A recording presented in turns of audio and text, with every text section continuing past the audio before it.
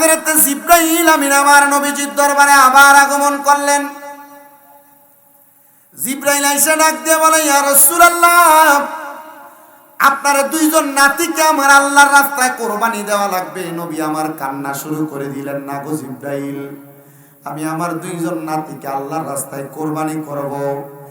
আমি দুইটা সন্তানকে কোরবানি করেছি, আমি আমার আল্লাহর কাছে কোনো বিনিময় চাই নাই। আমার আল্লাহর জিগাইবানি আমার দুইটা নাতির যে আল্লাহর রাস্তায় কোরবানি করব, আমার দুইটা নাতির শাহাদাতের বিনিময় আমার আল্লাহ তাআলা আমি নবীরে কি দান করব। জিবরাইল ডাক দিয়া কই, আল্লাহ আমার হাবিবুল্লাহ বন্ধু নবী আপনার কাছে জানতে চাইছে, এই দুইজন নাতির যে আপনি নিয়ে আসবেন, এই দুইজন নাতির শাহাদাতের বিনিময়ে আপনি আপনার হাবিবুল্লাহরে কি দান করবেন। আল্লাহ জানায়া দেয়, জিবরাইল আমার হাবিবরে বলো আমার হাবিব কি চায়। বলে আমার হাবিবুল্লাহ মুহাম্মাদুর রাসূলুল্লাহ চায়, ওনার গুনাহগার উম্মতের নাজাত চায়। আমার আল্লাহ তাআলা নবীজির কাছে খবর পাঠিয়ে দেয়, জিবরাইল রে আমার নবীরে জানায়া দাও, নবীরে দুইটা নাতিরে আমি আল্লাহ এমনে এমনে দুনিয়া থেকে আনবো না। একটা নাতিরে দুনিয়া থেকে মানুষগুলা বিষ পান করায়া দিব, আরেকটা নাতিরে মুসলমান নামদারি, দাড়িওয়ালা, টুপিওয়ালা, পাগড়িওয়ালা, পাঞ্জাবিওয়ালা মুসলমান দাবিদার ও ইবনে জিয়াদ এবং ইয়াজিদের গোষ্ঠীরা ইমাম হুসাইনে পাকের গলা মুবারকের মধ্যে ছুরি চালায়া দিব।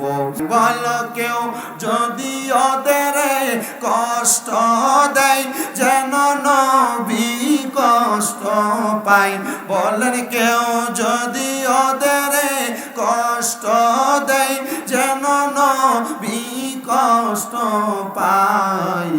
কষ্ট দিল মা ফাতেমার গায়, বলেন কষ্ট দিল মাওলা আলীর গায়। হাসান হুসাইন মাওলা আলী পাকে পাঞ্জাতনের ধার। বলেন হাসান হুসাইন মাওলা আলী ফাতেমা পাঞ্জাতনের ধার। কষ্ট দিলে নবী কষ্ট পায়। বলেন কষ্ট দিলে নবী কষ্ট পায়। হায়রে দুষ্ট এজিদা তিনি মারিল আজ গরের সিনাই। বলেন দুষ্ট এজিদা তিনি মারিল আজ গরের সিনাই। কষ্ট দিল আলিমা কামের গায়। বলেন কষ্ট দিল মওলা আলীর গায়। বলেন কেউ যদি ওদের কষ্ট দেয় যেন নবী কষ্ট পায়। বলেন কেউ যদি কষ্ট দেয় যেন নবী কষ্ট পায়। কষ্ট দিল মা ফাতেমার গায়। হায়রে দুষ্ট এজিদ তরবারি চালাই হোসেনের গলায়। হায়রে দুষ্ট এজিদ তরবারি চালাই হোসেনের গলায়। কষ্ট দিল দয়াল নবীর গায়। বলো কষ্ট দিল দয়াল নবীর গায়। আমার প্রিয় মুসলমানেরা, আল্লাহর নবীর তিরমিজি শরীফের হাদিসে মুবারাকা থেকে বলছি, নবীজির আহলে বায়াতের পরিচয় প্রদান করতেছেন। ইয়া রাসূলুল্লাহ, কারা আপনার আহলে বায়াত, আপনার বংশধর, তাদের পরিচয় বলেন না। যেহেতু সামনে পবিত্র মুহররম মাস আগমন করতেছে, পবিত্র কারবালার মাস আগমন করতেছে, আমি আপনাদের কাছে নবী পরিবারের পরিচয় প্রদান করতেছি, একটু শোনেন মনোযোগ দিয়া। নবী আমার জানায়া দি উম্মত, শুনো অন্তরের কান লাগায়া। নবী বলেন, উম্মত আমি প্রত্যেক সোমবারে আল্লাহ পাক রব্বুল আলামিনের পবিত্র হারাম মসজিদ, মসজিদুল হারাম, যে হারাম, দুইটা হারামের কথা হাদিস শরীফের মধ্যে বলা হয়েছে। একটা হারামের নাম হলো আল মসজিদু বাইতুল্লাহ, আরেকটা হারামের নাম হলো মসজিদে নববী। ওই দুইটা হারামের কথা আল্লাহর নবীজির হাদিসে মুবারাকার মধ্যে বলা হয়েছে। নবী আমার বলেন, উম্মত, মসজিদে নববীর মধ্য থেকে প্রত্যেক সোমবারে আমি নবী ফজরের নামাজ আদায় করার পরে মসজিদে নববীর বর্তমান 310 নাম্বার গেট দিয়ে সোজা বরাবর হেঁটে চলে গেলে 10-15 মিনিট সামনে গেলে একটা মসজিদ আছে, যে মসজিদের নাম হলো মসজিদে কোবা। যে কোবা মসজিদের মধ্যে 2 রাকাত নামাজ আদায় করলে আমলনামার মধ্যে একটা উমরা হজের সওয়াব লিপিবদ্ধ হয়ে যায়। নবী আমার বলেন, উম্মত, আমি দয়ার নবী প্রত্যেক সোমবারে কোবা মসজিদে রওনা করে চলে যাইতাম। কোবা মসজিদের মধ্যে যে আমি নবী নামাজ আদায় করতাম, ওই কোবা মসজিদের মধ্যে আমার নবী সর্বপ্রথম জুমার নামাজ চালু করেছিলেন। প্রিয় মুসলমানেরা, মদিনাতুল মুনাওয়ারার কাছে এই মসজিদটাই ছিল সবচাইতে সম্মানিত মর্যাদাবান মসজিদ। নবী আমার জানায়া দেয়, উম্মত, আমি যখন কোবা মসজিদে রওনা করলাম, আমি একদিন শীতের সকালবেলা মসজিদে নববী থেকে কোবা মসজিদের দিকে যখন যাইতেছিলাম, কোবা মসজিদে যাওয়ার মধ্যবর্তী জায়গার মধ্যে মদিনা রেল স্টেশন। ওই রেল স্টেশনের সামনে নবীজির কলিজার টুকরা দরিদ্র হযরতে খাতুনে জান্নাত মা ফাতেমাতুজ জোহরা, যে ফাতেমাতুজ জোহরার ব্যাপারে আমার নবীজি হাদিসে মুবারাকায় বলেন, আল ফাতেমাতু সাইয়্যিদাতুন নিসাই আহলিল জান্নাহ, আমার ফাতেমা হলো জান্নাতের মহিলাদের সরদারিনী। নবী আমার বলেন, উম্মত, আমি খাতুনে জান্নাত ফাতেমার ঘরের সামনে দিয়ে যাইতেছিলাম। যাওয়ার সময় আমি নবীর কলিজাতে আমার ফাতেমার জন্য একটু টান লাগলো। আমি খাতুনে জান্নাত ফাতেমার ঘরের দরজার সামনে যাইয়া আমি সালাম প্রদান করতে লাগলাম, আসসালামু আলাইকুম ওয়া রাহমাতুল্লাহ। আমি যখন খাতুনে জান্নাত ফাতেমার ঘরের দরজায় সালাম দিলাম, সালাম দেওয়ার সাথে সাথে খাতুনে জান্নাত তার ঘরের দরজাটা খুলে দিলেন। আমি নবীজি ঘরের দরজা দিয়ে ঘরের মধ্যে প্রবেশ করলাম। এমন টাইমে দেখলাম আমি নবীর সামনে হযরত মাওলা আলী মুশকিল কুশা আগমন করলেন। আমি নবীর সামনে খাতুনে জান্নাত ফাতেমা আগমন করলেন। আমি নবী তাকায় দেখলাম, গো, আমার ফাতেমার চেহারাটা কেমন জানি মলিন দেখা যায়। আমি বললাম, ফাতেমা, মুখটা কেন এমন মলিন দেখা যায়? তুমি তো জান্নাতের রমণীদের সরদারিনী, তুমি তো জান্নাতের মহিলাদের সরদারিনী, তুমি তোমার মুখটারে এমন ভাবে মলিন করে রাখলে আমার আল্লাহ তাআলা বেজার হয়ে যাবে। আমি নবীজির কলিজাতে শান্তি লাগে না। আশিক রাসূল এটাকে সুরে সুরে লিখতেছে, ওরে এক নাম তোমার ফাতেমা, আর কে নাম বতুল, বলেন এক নাম তোমার ফাতেমা, আর কে নাম বতুল, তুমি জান্নাতি বুলবুল, মাগো নূরানি পুতুল, তুমি জান্নাতি বুলবুল, মাগো নূরানি পুতুল।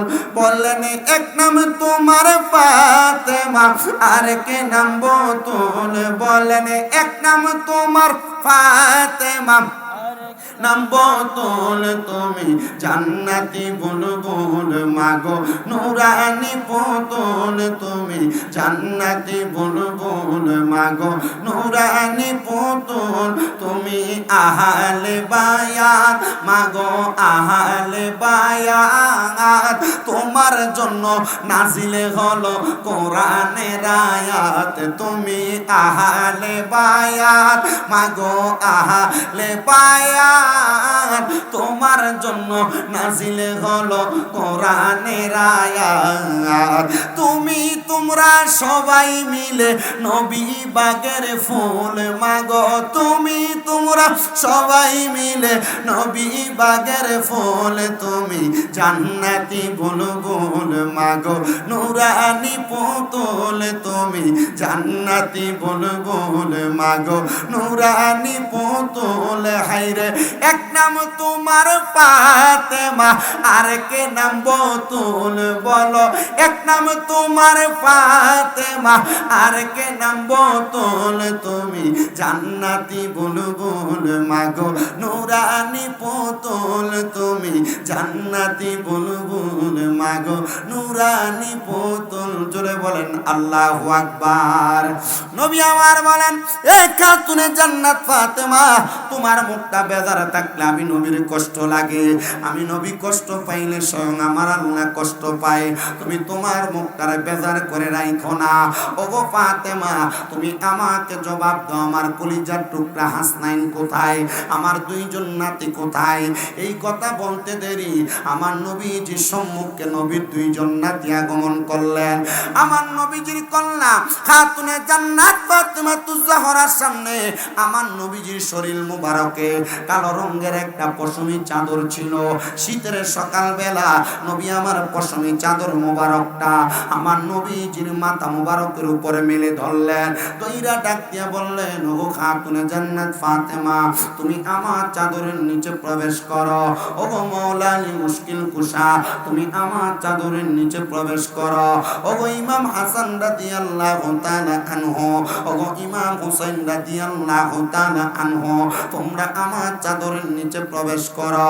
এই চারজনকে ভিতরে প্রবেশ করায়া আমার নবী আল্লাহর দরবারে দোয়া করলেন, আল্লাহুম্মা হাউলাই আহলু বাইতি। কোরআনের আয়াত, আল্লাহুম্মা হাউলাই আহলু বাইতি। আল্লাহ তুমি এদেরকে কবুল করো, এরা আমার আহলে বায়াত। জোরে বলেন সুবহানাল্লাহ।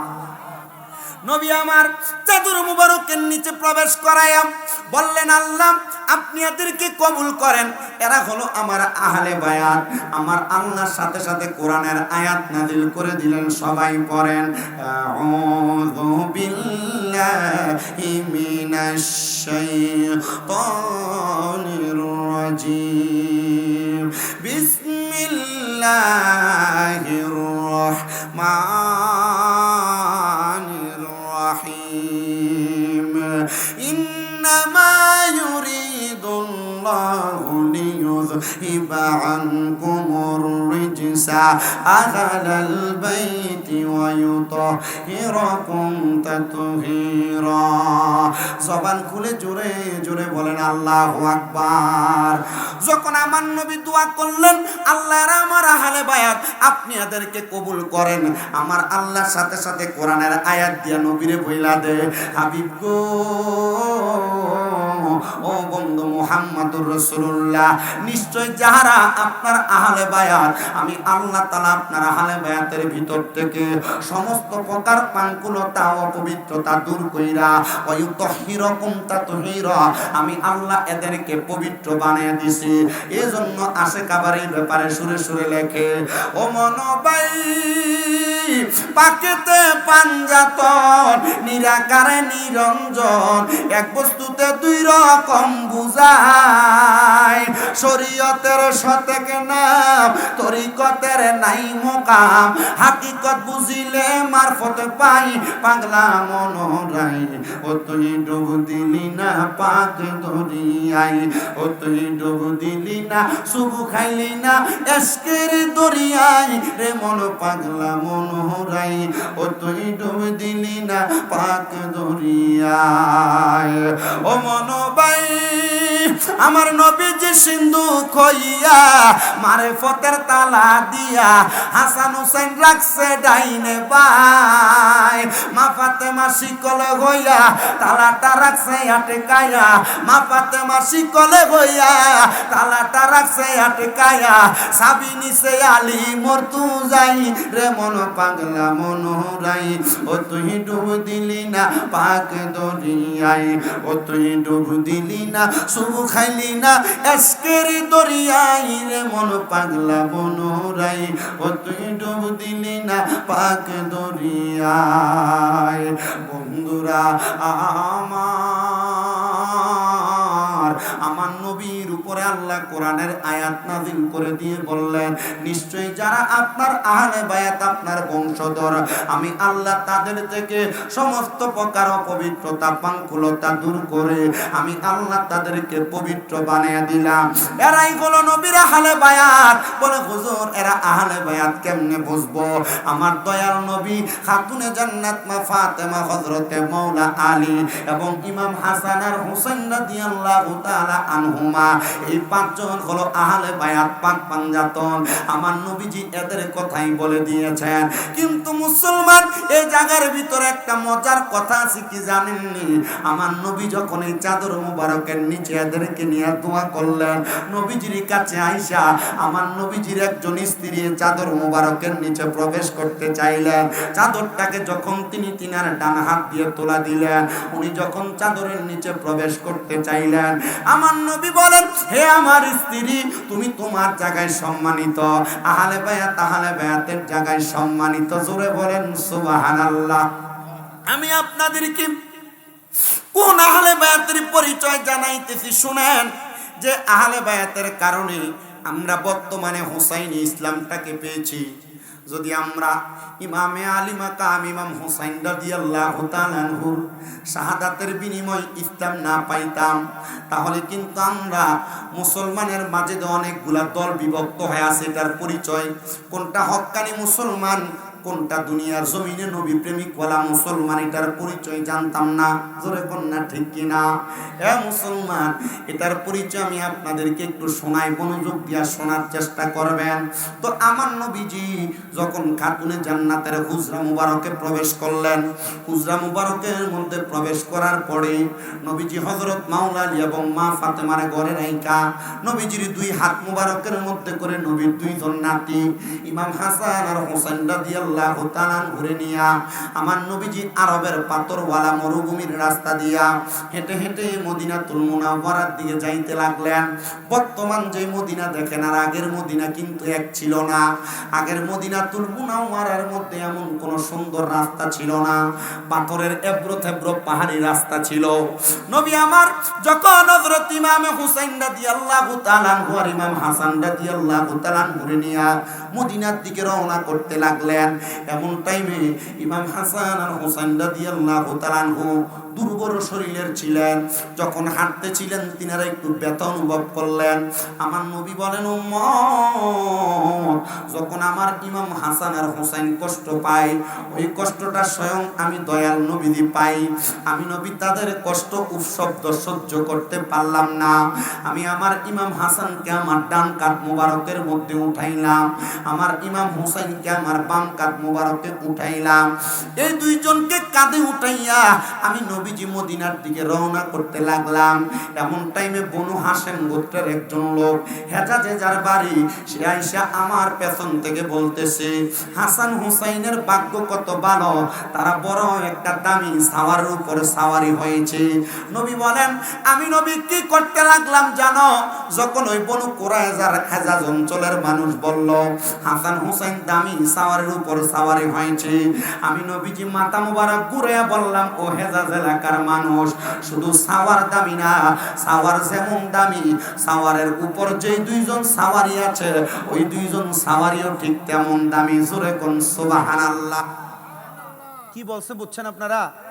যখন নবীজির দুইজন নাতিকে, একজনকে ডান কাঁধ মুবারকে একজনকে বাম কাঁধ মুবারকে উঠাইছেন, উঠে যখন নবী হাঁটেন, বনু কুরাইজার হেজাজ অঞ্চলের এক বংশীয় বাসিন্দা বলেন, হাসান হুসাইনের ভাগ্য বড় ভালো, তারা যে সাওয়ারের উপর সাওয়ারি হয়েছে এই সাওয়ারটা খুব দামি। নবীজি ঘাড় মুবারক ফিরে বলেন, এই হেজাজের মানুষ, শুধু সাওয়ার দামি না, সাওয়ারের উপর যে দুইজন সাওয়ারি, এই দুইজন সাওয়ারি, সাওয়ার যেমন দামি এই দুইজন সাওয়ারি তেমন দামি। নবীজি এটা দিয়ে বুঝাইলেন, নবীজি যেমন দামি, নবীর নাতি ইমাম হাসান হুসাইন তেমন দামি। হাসান হুসাইনের পা মুবারক পাথরে লাগলে হাসান হুসাইন যখন উফ শব্দ করে এই কষ্ট নবীজি পায়।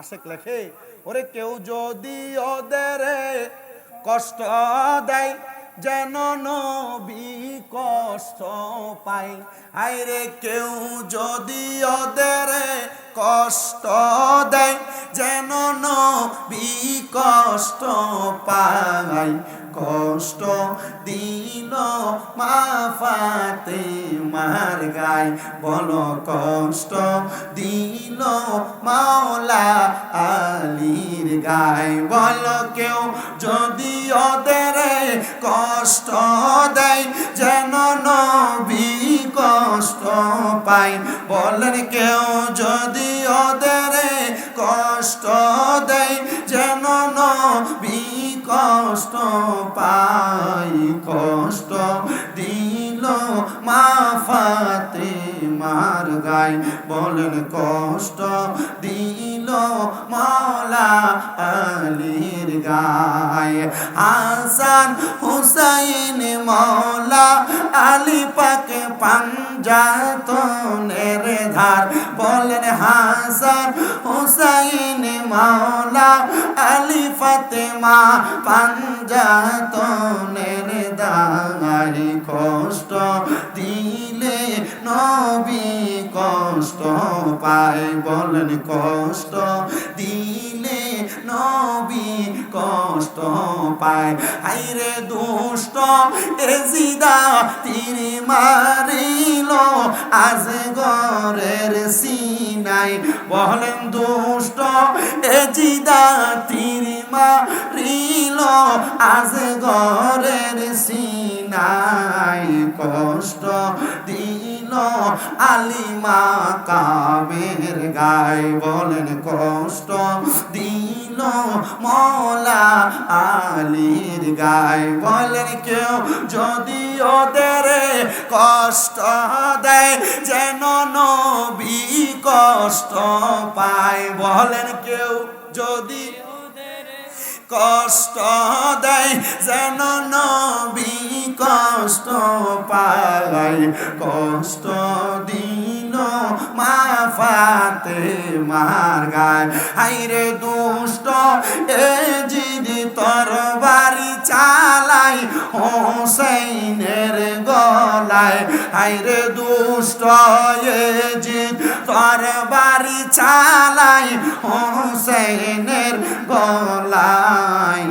কষ্ট দিল দয়াল নবীর গায়, বল কষ্ট দিল দয়াল নবীর গায়। জবান খুলে জোরে বলেন না আল্লাহু আকবার। প্রিয় মুসলমান, নবী আমার ডাক দিয়া বলেন, বনু হেদার বনু কুরায়দার হেদাদ অঞ্চলের বাসিন্দা আমি নবী শুধু দামি না, আমার উপর যে দুইজন সাওয়ারি তারা তেমন দামি। এ কথা বইলা আমার নবী দুইজন নাতিকে নিয়া মদিনাতুল মুনাওয়ারায়, বর্তমান যে জায়গাটার নাম গেট বাবে আবু বকর, আবু বকর গেটের বরাবর আমার নবীজি মসজিদে নববীতে প্রবেশ করলেন। মসজিদে নববীতে প্রবেশ কইরাম আমার নবীজি নবীর দুইজন নাতি ইমাম হাসান আর হোসেন রাদিয়াল্লাহু তাআলা আনহুকে তিনি আদর করতে লাগলেন। নবীজির নাতি দুইজন, একজন ইমাম হাসান আর একজন ইমাম হোসেন রাদিয়াল্লাহু তাআলা আনহু, একজনকে নবীজির ডান উরু মুবারকের মধ্যে রান মুবারকে বসাইলেন, আরেকজনকে বাম উরু মুবারকের মধ্যে বসাইলেন। নবী আমার যখন তাদেরকে বসাইলেন, এমন টাইমে খাতুনে জান্নাত ফাতেমা ওনার বাড়ি থেকে দৌড়াইয়া হাসান হোসেনকে না দেখতে পেয়ে নবীজির দরবারে আগমন করলেন। আয়েশা দেখতেছেন আমার নবীজির হাত মোবারকের মধ্যে একটা কাপড় পেঁচানো পুটলি হাতে নিয়ে আমার নবী কান্না করতেছেন।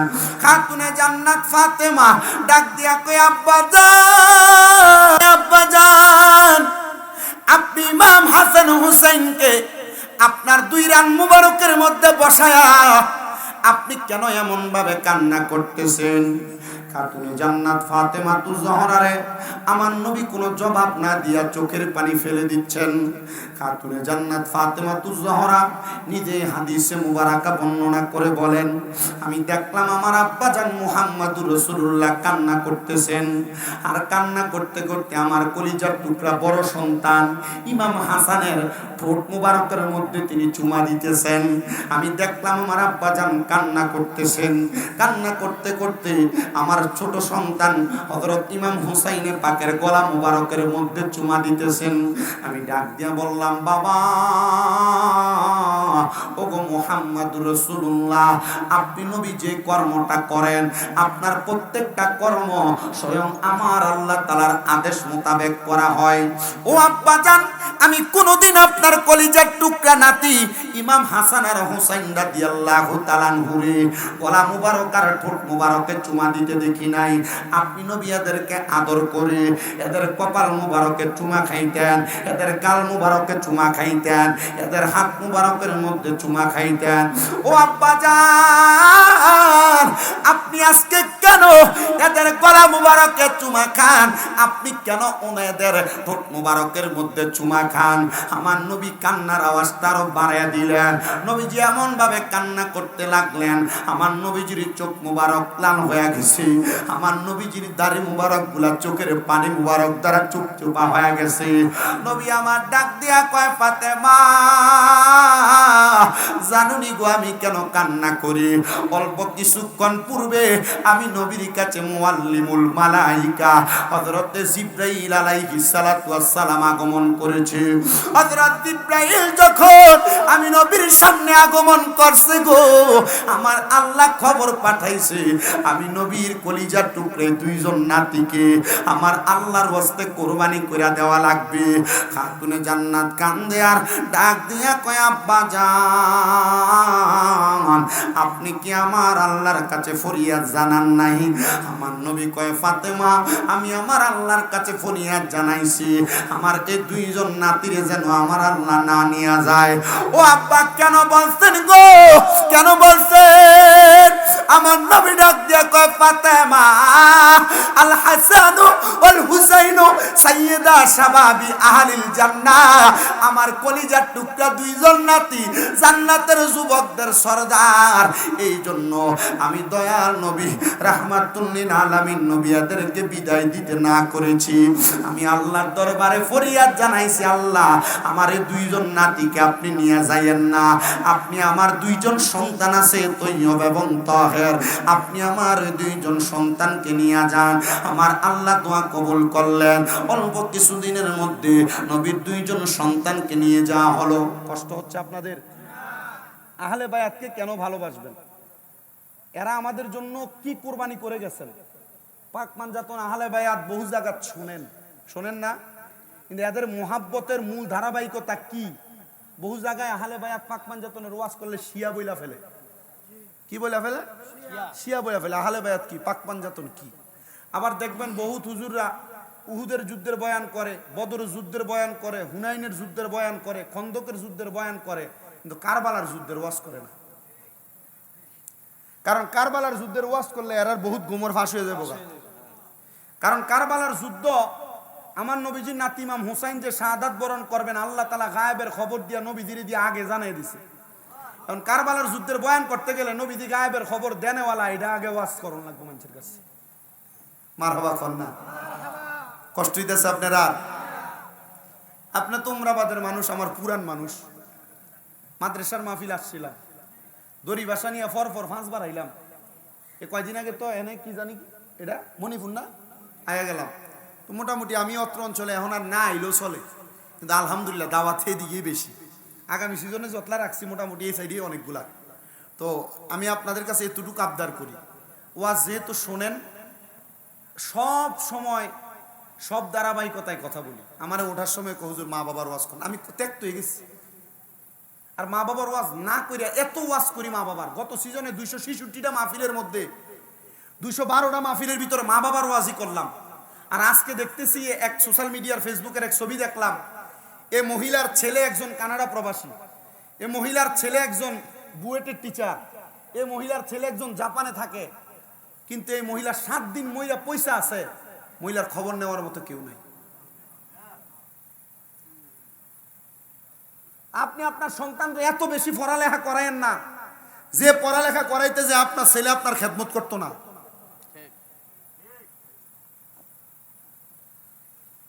আপনি আপনার ছেলে মেয়েকে এতটুকু শিক্ষিত বানায়েন না যে শিক্ষিত বানানোর পরে আপনার ছেলে মেয়ে আপনার বাপ কইয়া সমাজে পরিচয় দিতে লজ্জাবোধ করে। আপনি আপনার ছেলে মেয়েকে এতটুকু গ্রাজুয়েট পার্সন বানায়েন না যে ছেলে মেয়ে আপনারা ফালাইয়া ঢাকা শহরে আর বিদেশে যেয়ে বসবাস করব, আর আপনি মা বাপ গ্রামের বাড়িতে ফসবেন। মা বাবারা যদি 1 বছরে 212টা মাহফিল এভাবে করার পরে বুয়েটের শিক্ষক হইয়া, কানাডার প্রবাসী হইয়া, জাপানের প্রবাসী সন্তান হইয়া, তার মা বাপ 1 সপ্তাহ নিজের বাড়ির 5 তলায় মরার পরে পচা পচা অবস্থা হয়ে গেছে, তো এমন পড়ালেখা করা ফলাফাইনের দুনিয়ার মা বাপের দরকার বলে আমি মনে করি না। কথা বলেন না? আমি বাংলাদেশ সরকারের কাছে এই ঘটনার নিন্দা জানাই একটা আবদার করছি সোশ্যাল মিডিয়ার মাধ্যমে। কুমিল্লার 2 আসন হোমনা তিতাস এলাকা থেকে যে বাংলাদেশে এমন একটা আইন করেন যে সন্তান তার মা বাপরে বাদ দিবে না, যে সন্তান তার মা বাবার সাথে অসদাচরণ করবে, যে সন্তান তার মা বাবাকে বৃদ্ধ বয়সে ভরণ পোষণ দিবে না, এই সন্তানকে মা বাবার ভরণ পোষণ না দেওয়ার কারণে কারাদণ্ড দিয়ে তাকে শাস্তি প্রদান করা হবে। যে মা বাপ তোমার এত কষ্ট করে পড়ালেখা করাইয়া বিদেশ পাঠাইলো, খাওয়াইলো, বিয়া কইরা বউডা ভাইয়া তুমি তোমার মা বাপ রে বুইলা গেছো, ডাহাসরে যা থাকবার তোমার মা বাপ ফসবো মরবো, খানা খি খায় তুমি এটা খবর লইতা না, তোমার মতো ফুট দিয়ে মা বাপের কোনো দরকার নেই। আর খোদার কসম করে বলি এই ফুট জাহান্নামী। আমার কাছে খুব কষ্ট লাগছে। আমি হঠাৎ করে আমি আমার সামনে কয়েকবার আসছে ভিডিওটা, কিন্তু আমি পরে এটারে যখন বারবার আসে দেখতেছি আমার এই মহিলা তো মইরা পইরা আছে। ঘরটার যে অবস্থা দেখলাম মনে হয় যে ঘরের ভিতরে 2-3 মাস কোনো মানুষ সাফ করতে যায় না। আমি এলাকার বৃদ্ধ মানুষ যারা আছেন, বৃদ্ধ মা বাবা যারা আছেন, আপনাদের কাছে আবদার করি, এই এলাকার যুব সমাজ যারা আছেন আপনাদের কাছে আবদার করি, মা বাবা তোমার সবচেয়ে বড় সম্পদ। আহলে বায়াতের ওয়াজ তো করতেছিলাম, করব, কিন্তু এদেরকে কষ্ট দিয়া দুনিয়াতে টুপি লাগাইয়া পাঞ্জাবি পরা পাগড়ি পরা ঘুরবা, খোদার কসম এ নামাজ রোজা হজ যাকাত দান সদকা মক্কার ঘরে গিলাপ ধরে কানলো কাম হইতো না। আমি আমার জীবন থেকে, আমি সব জায়গায় আমি আমার বাস্তব জীবন থেকে মা বাবার ওয়াজ করি। আপনারা যারা সন্তান আছেন, মা বাবা আছেন, এই মা বাবা গুলার সন্তানে জ্বালায়, জ্বালায় না? বেশি জ্বালায়। মা বাবার কাছে সন্তানের ব্যাপারে বেশি বিচারাই না। আমি আমার এই বয়সে যে আমি হুজুর হইছি, বক্তাগিরি করি, আমার জীবনে আমি আমার মা বাপ লয়ে বেশি জ্বলছি। আমার জীবনে আমার সবচেয়ে বেশি কষ্ট আমার মা বাপ দিছে, কিন্তু আমি মনে করি এই কষ্টটা আমার লেগে দোয়া। দুনিয়ার জমিনে মা বাবা সন্তানের জন্য জরিমানা দেয়, আর আমি আমার মনে 5-6 বছর বয়স আমি আমার বাপের লেগে 16-17 লাখ টাকার উপরে জরিমানা দিছি। ঋণ করছে নিজে দিয়ে দিছি, ঋণ করছি দিয়ে দিছি। আর অনকালার ফুতেলে কইলে 2টা-4টা বাড়ি দিয়া কইলে যা তুই বাইতে পারিয়া জায়গা। আমার আব্বারে কইলাম যে আপনি যদি 17 লাখ টাকা যদি জীবিত থাকিয়া যদি খাইতেন, এটি এত খাইয়া শেষ করতে পারতেন না। ব্যবসা করতে যায় আর লস দেন। এমন কালার ফুতে আমি কইলাম যে আপনার তো কোনো সম্পদ নাই, দুনিয়ার মা বাবার কোনো ঋণ পরিশোধ করে কোনো সন্তান চিন্তা করে বাপের একটু জমি আছে আমার একটু বেশি করে দিয়ে দিব। কথা কয় না? ঠিক না? মনে করেন উনি আমার বাবা, উনি একটা ঋণ করছে, আমি ওনার ঋণ পরিশোধ করে দিব সন্তান হিসাবে। কেন? ওনার একটু জায়গা আছে, ভাগ করার সময় আমার একটু বাড়াই দিব। ফুতে আমার ঋণ দিছে, আমি আমার বাপের জি গেলাম, আপনার তো 1 ফোঁটা জায়গাও নাই, আমার দিবেন কি? কোনো কথা নাই। তখন আমার এক উস্তাদ আমার জবাব দিছে, তোমার দোয়া করে দিয়া যাইব। কথা কয় না তো? কিতা দিব? আর অনকালার ফুতাই তৈলে কিতা করতো? ইচ্ছা মতো বাইরে লইলে, বাইতে বাইর করে লইলে। এই যে আমার আম্মা জান অসুস্থ, আপনারা অনেকে জানেন, জানেন না অনেকে? আজকে 1 বছর 2 মাস রানিং চলে আমার আম্মা অসুস্থ। 9.5 লক্ষ টাকা খরচ করছি শুধু এই 1 বছর 2 মাস আম্মার পেছনে। আব্বার ঋণও এই 1 বছর 2 মাসের ভিতরে পরিশোধ করছি আমি। আমার এই একা হাতে এটা করা আপনার কাছে কি সম্ভব মনে হয়? আমার এক ওস্তাদে এবং আমার শাহফুদ্দরবাসী ফিসা হুজুর আল্লাহ আল্লাহ কইছে শুধু। হুজুর আমার বলছে যে এটা তো অসম্ভব বিষয় হুজুর। আমি কইছি না হুজুর, সম্ভব। কেমনে সম্ভব? যে এত টাকার যোগ্য তো আমি না, আমার বয়সী পোলাপান বহুত আছে আপনার এলাকায়, এত টাকার যোগ্য আমি না। আমি কইলাম যে আমি যেটার যোগ্য না, আল্লাহ আমারে দিয়ে এই কাজগুলো করাইবো বিদায় আমার কাছে সম্পদরা দিচ্ছে। যখন আমার আম্মার অপারেশন হয়, আমি ডাক্তারে যখন 15 দিন হাঁটতে পারে না দিগাইলাম 10-15 লাখ টাকা লাগলে লইয়া যান, আমার মা যেন হাঁটতে পারে ব্যবস্থা করে দেন। আমার মাথায় হাত বুলিয়ে কইছে যে শামীম সাহেব যদি টাকা দিয়ে আপনার মা হাঁটতো তাহলে অপারেশনের পরের দিনে হাঁটতো। আমি তখন নিয়ত করছি আল্লাহ এই টাকাটা রেখে দিলাম, আমার মা যেদিন সুস্থ হইব পরিপূর্ণ হাঁটতে পারবে, টাকাটা দিয়ে আমি আমার মা বাপরে লইয়া হজে যাবো। প্রস্রাব পায়খানায় হাতটা দিয়ে কুস করে সাফ করছি, আমার গুণ হইছে? আমি এগুলা কি লেগে বলতেছি আপনাদেরকে, কোন কারণে বলতেছি? আপনারা এটার ধারে কাছেও নাই এমন অনেক সন্তান আছে যাদেরকে একটা কাজের কথা বললে ফাটতাম না করে ধমক দিয়ে ফালাই দেয় মা বাপরে, আছে না? আপনারা এটা করার জন্য এই অসুস্থ অবস্থায় মাঝে মাঝে রাগান্বিত হয়ে যেতাম আম্মার সাথে, আবার রাগান্বিত হয়ে গেলে লগে দিয়ে বয়ে থাকতাম, নরম সুরে আবার জিগাইতাম কিছু লাগবো নি, কোনো কিছু দরকার আসেনি। আর আপনি হইলে আমি আপনাদের কাছে করজোরে আবদার করি, এ দুইটা মানুষকে সহ্য করেন যতদিন বাইসা আছে, এ দুইটা মানুষকে যতদিন বাইসা আছে ততদিন সহ্য করেন।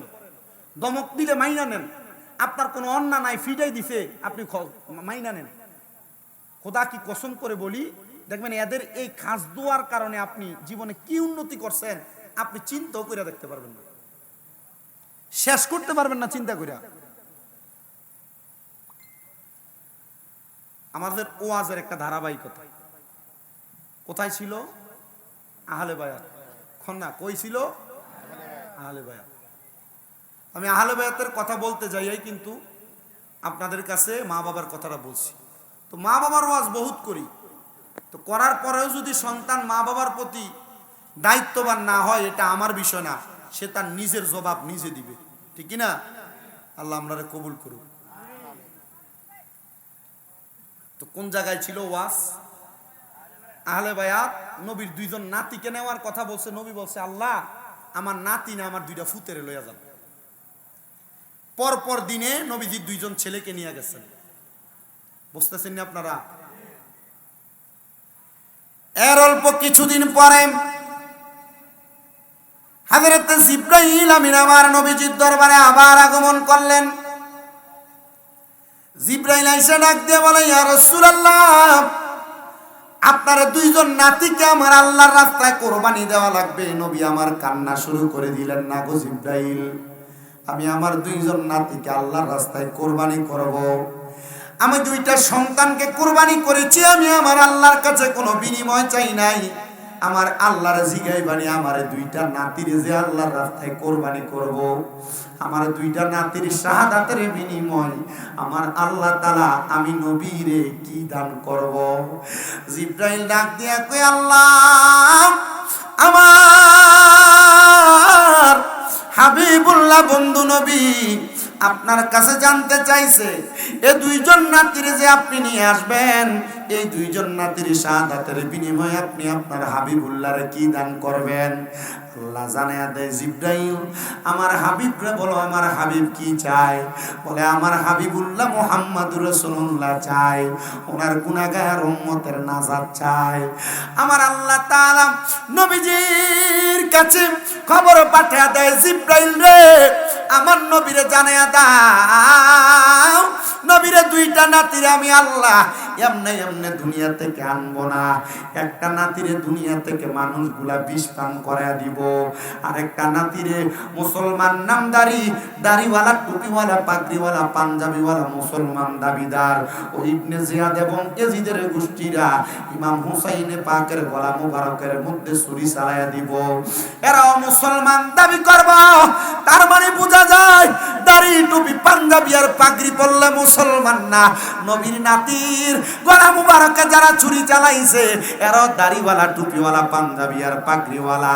এদের দাড়ি, টুপি, পাঞ্জাবি আর পাগড়ি ছিল লোক দেখানো। এরা নবীর বংশধররে কষ্ট দিয়া, এরা দাড়ি, টুপি, পাঞ্জাবি আর পাগড়ি দিয়া কোনো লাভবান না। খাতুনে জান্নাত ফাতেমা ডাক দিয়া কয়, ও আব্বাজান, আপনার কাছে আমার আবদার, যে নাতির ঠোঁট মুবারকের মধ্যে আপনি চুমা খাইতেছেন, যে নাতির গলা মুবারকের মধ্যে আপনি চুমা খাইতেছেন, এই নাতির ঠোঁট মুবারক আর গলা মুবারকের মধ্যে কারা গো তারা বিষ পান করাইবো, আর ঠোঁটের মধ্যে গলার মধ্যে তারা অতিথি আসলে আমি বলবো, আমি বলতে পারবো না, তাহলে আপনি বলেন। হ্যাঁ হ্যাঁ বলেন বলেন, সমস্যা নেই।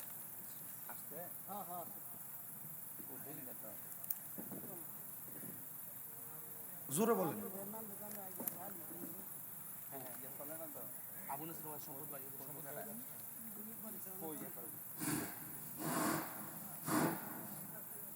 পাশানি ইউনিয়নের বিএনপির সকল অঙ্গ সংগঠনের নেতৃবৃন্দকে আমরা উমরাবাদ গ্রামের পক্ষ থেকে স্বাগতম জানাই।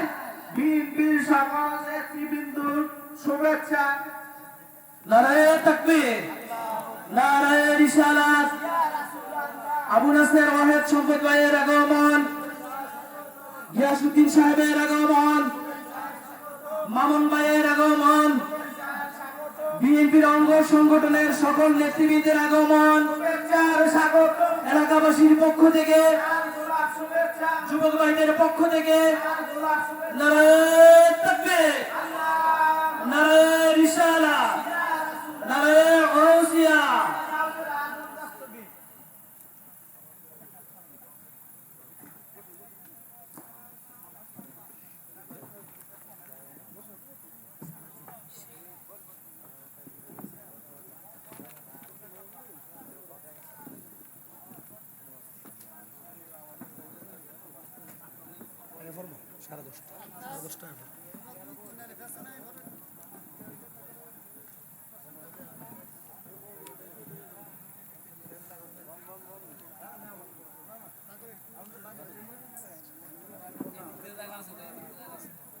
এই দিকটা আচ্ছা আচ্ছা আমি বলবো সমস্যা নেই। হ্যাঁ যখন বক্তৃতা দেয় তখন বলেন এখন বলতে উপস্থিতি যারা আছে তাদের পথ পদ্ধতি আছে, মহামতের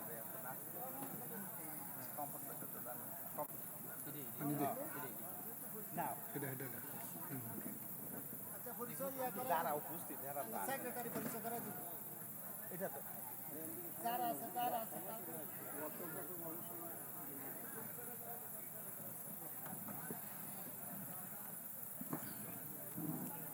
বিসমিল্লাহির রহমানির রহিম।